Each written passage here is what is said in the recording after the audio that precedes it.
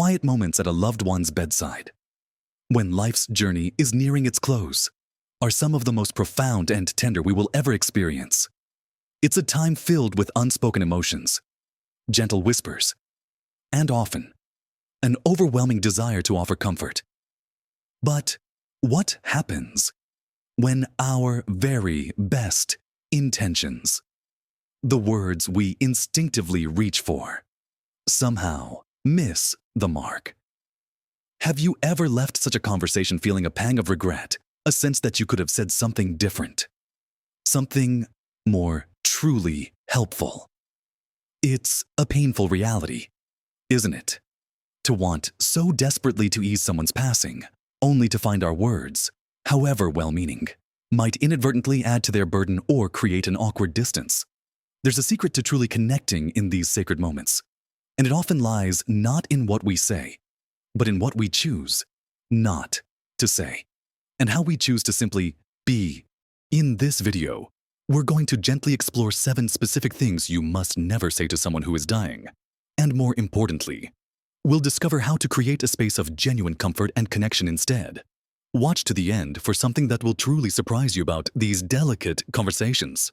Let's begin by stepping into that sacred space, acknowledging the immense vulnerability of both the person nearing the end of their life and those who love them.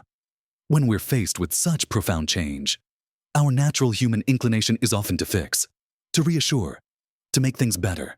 But when someone is dying, better isn't about recovery in the way we usually think of it. It's about peace, acceptance, and a deep sense of being loved and understood. And this leads us to the first crucial phrase that, despite its comforting intention, can often do more harm than good. You'll be fine. Or don't worry. Think about it for a moment.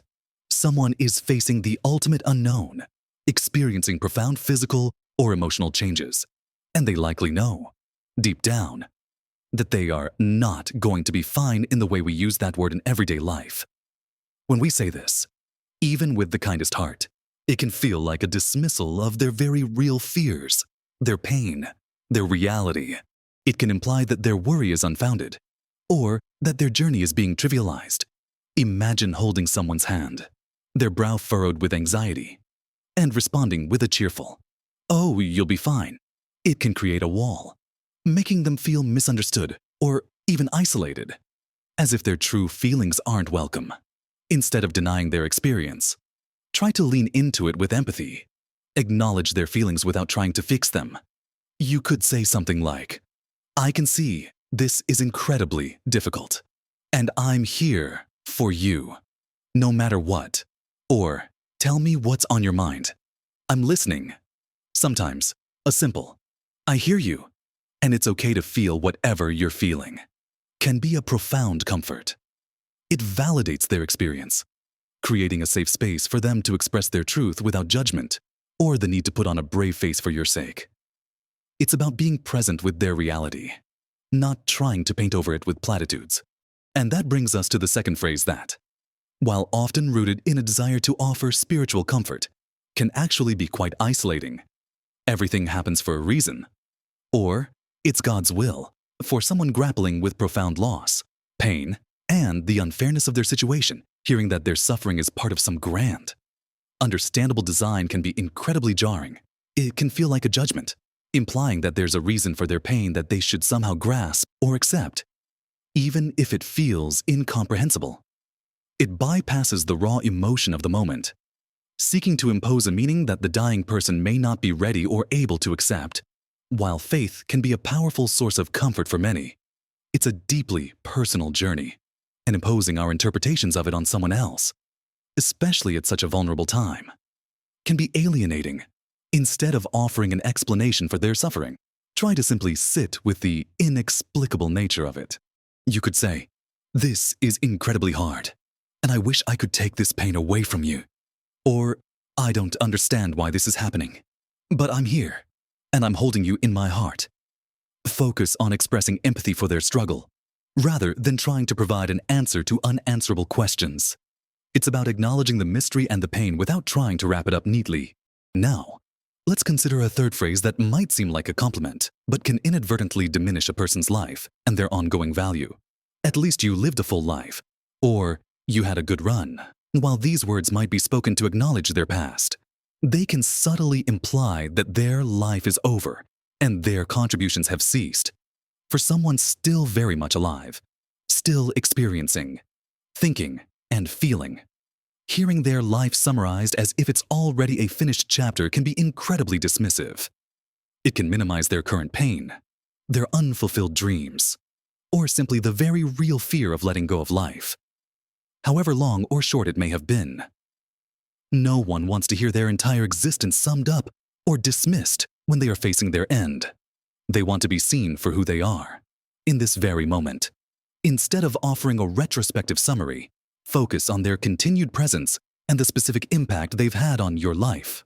You could say, "I cherish every memory we've made together, and your presence means the world to me." Or, "Thank you for all the laughter and wisdom you've shared. You've taught me so much." Focus on specific positive memories, expressing gratitude for their unique being, and reassuring them of their ongoing worth and connection. It's about affirming their personhood, not closing the book on their story. Now that we've gently explored some of the well-meaning but often hurtful phrases, let's continue with more expressions to approach with caution, ensuring our presence is one of true comfort. Moving on from those initial thoughts, let's delve into another phrase that, while meant to convey solidarity, often misses the mark and can even feel dismissive. "I know how you feel." This is the fourth thing to avoid, unless you have truly walked in their exact shoes, facing the exact same terminal illness, the exact same prognosis, the exact same set of circumstances. It's highly unlikely you do know exactly how they feel. Even if you've faced similar experiences, every individual's journey with dying is unique, colored by their personal history, their relationships, their beliefs, and their pain tolerance. When we say, "I know how you feel," it can inadvertently shift the focus from their experience to ours. Or worse, make them feel like they're complex. Singular emotions are being reduced to something easily understood. It can shut down further sharing.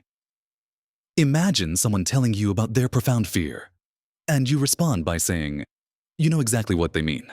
It can feel like a preemptive strike, closing off the conversation before it even truly begins. Instead, try to approach their experience with humility and genuine curiosity. You could say, "I can only imagine how incredibly difficult this must be for you." Or, "Tell me more about what you are experiencing right now. I'm here to listen," without judgment. Another powerful approach is simply to say, "I don't have the words to fully understand, but I am holding space for you." This validates their unique journey, invites them to share more if they wish, and centers their experience, not yours. It shows a profound respect for the individuality of their pain and their process. And often, just having someone willing to listen without attempting to equate their experience can be a great source of comfort. Our fifth point touches on a common sentiment, often heard in times of severe illness, but which can be incredibly burdensome. "You need to fight harder," or "Don't give up." This phrase, while intended to be encouraging, often places immense pressure on a person who may be utterly exhausted, in pain, and perhaps yearning for peace. It implies that their current condition is a result of a lack of effort on their part, or that they haven't tried hard enough, or that their impending death is a failure. This can create profound guilt and anxiety at a time when all they might need is permission to rest, to let go, and to find acceptance. For many, fighting is no longer an option, or it's simply not what they need to hear. They may have been fighting for months or years, and their body and spirit are weary. Instead of demanding more effort, try to offer compassion and understanding for their journey. You could say, "It's okay to rest now. You have fought so bravely, and your strength has inspired me." Or, "I support you in whatever you need right now," whether it's peace, comfort, or simply silence. Focus on affirming their inherent value and supporting their natural process, whatever that may be, without imposing an expectation of continuous struggle. It's about letting them know they are seen and loved. regardless of their physical state or ability to continue fighting. Next, let's address the sixth well-meaning phrase that can often become a heavy expectation. You're so brave. While intended as a compliment, particularly for someone facing severe illness or pain, labeling someone as brave can inadvertently create a burden. The person might not feel brave at all. They might feel terrified, overwhelmed, sad, or simply resigned. When we impose the label of brave, it can inadvertently set an expectation for how they should be, making them feel as though they must continuously put on a strong face. Even when they are crumbling inside, it can make them feel like they're not allowed to express their fear, their vulnerability, or their despair. Being brave is a choice, and sometimes the bravest thing a person can do is allow themselves to be vulnerable, instead of labeling them. Acknowledge their experience without judgment. You could say, I see the incredible challenges you are facing, and I admire your resilience. Or, how are you truly feeling today? I'm here for all of it. Focus on their experience as a human being, acknowledging the enormity of what they are going through, without requiring them to perform or live up to a certain image. It's about giving them permission to be exactly who they are, with all their complex emotions, without the pressure of being a hero.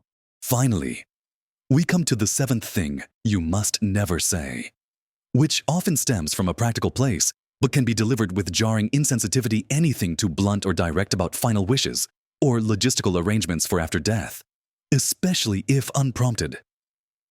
While these conversations are sometimes necessary, bringing them up abruptly or without the dying person's initiation can be incredibly unsettling and even morbid. It can feel like you're rushing them, or that your focus is on their passing rather than their remaining life. Imagine trying to cherish a last quiet moment, only for someone to interject with, "So, have you decided what you want for your funeral?" It can shatter the delicate peace and connection that is so vital in these moments. The focus should be on their comfort, their present experience, and their emotional well-being, not on the practicalities of their absence. Instead, approach these topics with extreme sensitivity, if at all. If there's a genuine need to discuss these matters, wait for the dying person to initiate it, or approach it incredibly gently and indirectly, perhaps by asking, "Is there anything on your mind today that you'd like to discuss or get off your chest?" Or, more often, focus on the present. You could say, "Is there anything I can do right now to make you more comfortable?" Or, "Are there any stories you'd like to share? Or memories we can talk about?"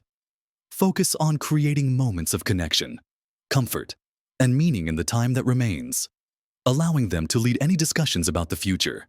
It's about honoring their journey, their pace, and their need for dignity, rather than imposing the stark realities of what comes next. So, as we bring our thoughts together, remember that in these profoundly tender moments, our primary role isn't to fix, to explain, or even to offer grand wisdom. It's simply to be present, to listen with our hearts, and to offer comfort without condition.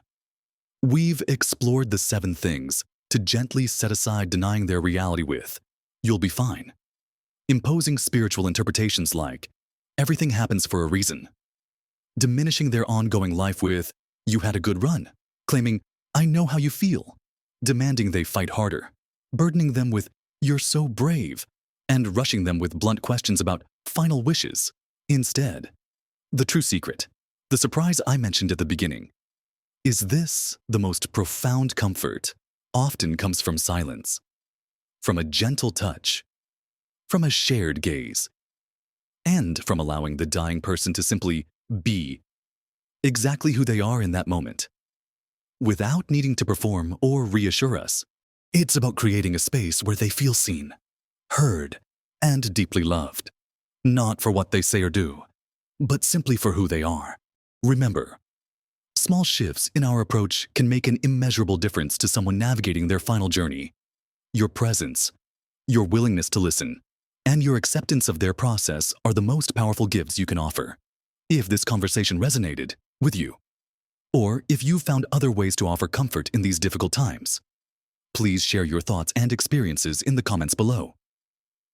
Your insights could be a tremendous source of comfort and learning for others in our community. If you found this video helpful, please give it a thumbs up. And consider subscribing to our channel for more content designed to help us all live our best lives at every age, with compassion, wisdom, and genuine connection. Thank you for being here, and for opening your heart to these important reflections.